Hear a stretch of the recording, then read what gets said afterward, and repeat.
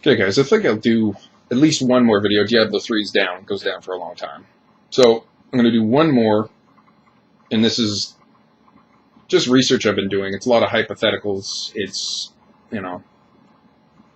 one of these things like, okay, family, my whole family is like me. We're all very short attention spans, very easy to frustration, very kind of like, it's not nervous, but we seem to have like a high energy output all the time. Everything's got to be boom, boom, boom, and we're all like this. Like my mom gets frustrated very quickly with things if they don't go her way. She doesn't do well with certain things like technology. You can show her 1,000 times and she won't learn. It's because she doesn't have an open mind about certain things. So I'm just like all my rest of my family. We're all obsessive compulsive fucking weirdos. We're all very high strung, very just all that shit. And I was looking, when I was with my ex Rochelle, she had found a video about this Russian scientist that said we've cured autism in children by taking them and changing their diet. It's specific to diet. So she goes on to say, and I'm not pushing this on anybody. I'm not saying this is the truth, but I'll just tell you that I did an experiment on my own and found out that it worked. She says that autism, OCD, ADHD, all that stuff, aspbergers, all comes from the same part of the brain. It's all basically different versions of the same kind of thing. And it comes from bad bacteria. So you have this bad bacteria in your stomach that feeds on sugar. And you crave sugar. Like my whole family have sweet teeth like you wouldn't believe, and we're all the same way. And crave sugar constantly. And it feeds those bugs. Those bugs are forcing you to eat sugar to keep them alive. So you take a child who has autism, is borderline just, Rain Man, change his diet, you cut out sugar, you give him fermented food, and it brings back good bacteria. No sugar kills the bad bacteria. They've made children normal just by changing their diet, because apparently these bacteria eat sugar.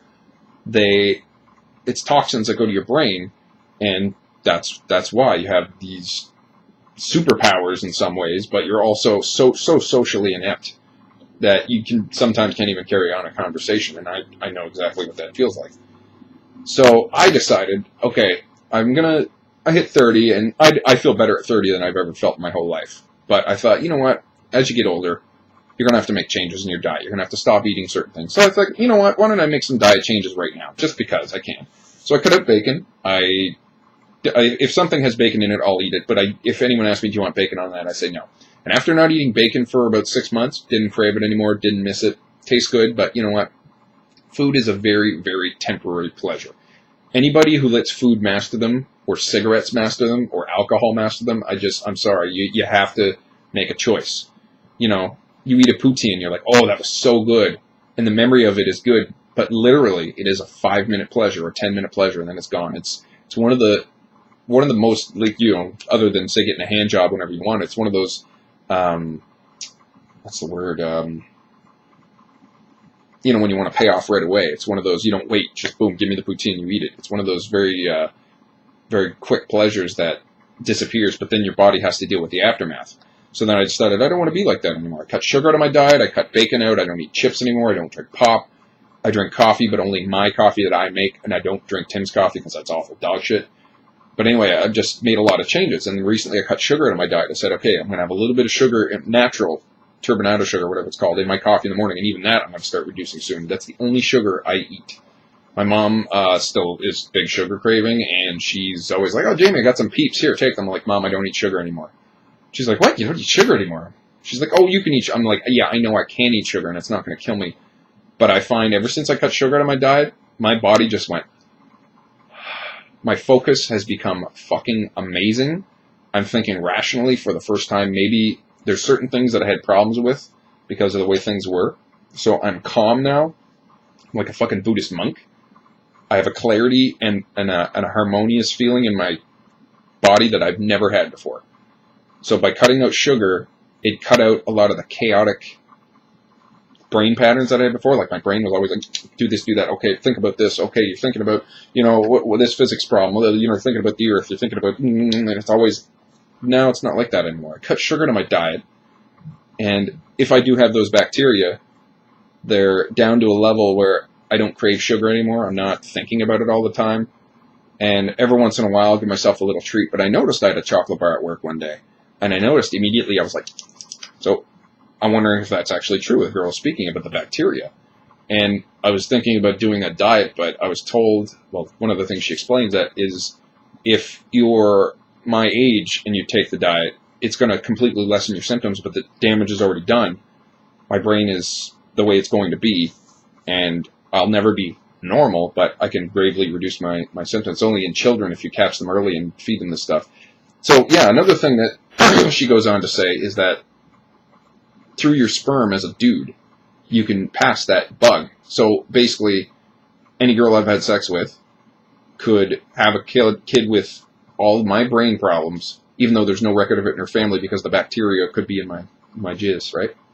So it's kind of scary because you think to all the, right now it's a pandemic, everyone's saying autism is at record levels, ADHD, OCD, all these mental problems are at record levels. So guys like me are out there doing their thing and not really noticing that you're passing on these bugs, these germs. And even a woman who has, like I said, her family tree, completely normal brains, now we're going to start having kids with autism. So it could spread to the point where everybody has it.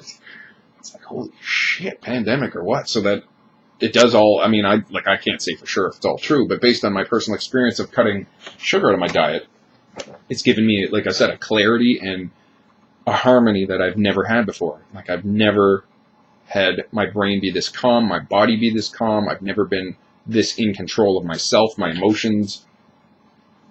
Like, unbelievable how good I feel right now. Like I said, I feel like I'm 20. So if you're like me, if you have any of these things, tell your body no. Like, your body will say, give me chips, give me chips, give me chips, I want chips, give me chips. You just say, no.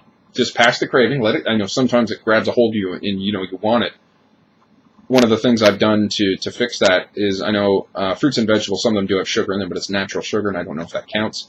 But at work, with all the problems I've had, food to me lately has just been sustenance. It's just eat it because you need it to stay alive. So I've just been eating food, just not caring. And I took carrots, I peeled them, broke them in half, and I just eat this big thing of cut up carrots.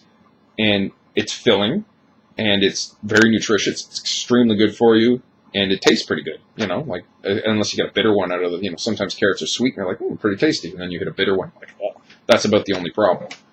But, like, I've been just eating that kind of food, and I've been sipping on water all day, and I haven't been drinking water. Like, I was hooked on water there for a few years. I had to drink it. The more you drink, the more you want. And then I stopped drinking so much water, and my body didn't really care. I got back on the water, sipping a little bit all the time. Now, I'm constant. I had to actually pull it back because I was filling up my cup every half hour, and I was going to take a piss every 12 minutes. It was getting ridiculous, so I had to make a subconscious choice. Okay, you have to calm down on water. My body has slowed down a little bit, but holy crap, man. When you get used to sipping on water all the time, your body just says, I love this. And maybe that's another reason why I feel really good is I'm very well, well hydrated or whatever. And then your pee turns clear, and apparently that's a good sign. That means, you know, if your pee is very yellow, it means you're not getting enough water, apparently. You know, who knows if that's true or not, because I've heard many conflicting things, but it seems to be true in my case because I feel absolutely phenomenal. So this is something I just want to put out there to anybody who's got any kind of brain setup like mine, and you're looking for an answer, you're looking for a way to change things. You know, you may not even realize because you know you're the way you are your whole life, so it's normal to you. But then you make one change in your diet. You know, you say, okay, I'm not going to eat sugar. I'm not a kid anymore. I don't need to eat that much sugar. You know, my body craves it, and I never understood why, and I was always obedient. I always did what it told me, but I was keeping those fucking bacteria alive. And now I'm like, fuck you guys. You know, I'm even going to hopefully get down to drinking not black, I like a little cream in it, but I had a sip of coffee with just cream in it, and I thought, you know, it's bitter, but it's pretty good. So eventually, I'm going to work my way down to just putting less and less sugar in and get used to it, and then try to not eat sugar at all, like no high fructose corn syrup. Cut ketchup out, because ketchup's got a lot of sugar in it. Cut out anything that doesn't, like right now, I'm not eating sauces on anything. I'll make pan fries in the morning. I put a little olive oil in the pan, cook up the pan fries, put a lot of salt on. Salt is still really tasty to me. It's one of those things I still really enjoy. I should cut down on. But eat those pan fries. No fucking ketchup. I used to put ketchup on them. Now I just eat them like they are, and now they're getting so tasty just on their own. I'm starting to eat things like carrots. I thought, oh, if I'm going to eat carrots, I want some dip. I thought, fuck it, just eat the carrots. Now the carrots are tasty on their own, and I don't need dip. I see people putting fucking McChicken sauce and everything. I'm like, what are you doing? That stuff is fucking disgusting. It's, ugh. Anyway, if you start making little changes, if you want to lose weight, you can do two things. You can say, oh, I'm a fatty and I'm not going to change, so I'm just going to keep eating the foods and keep being miserable.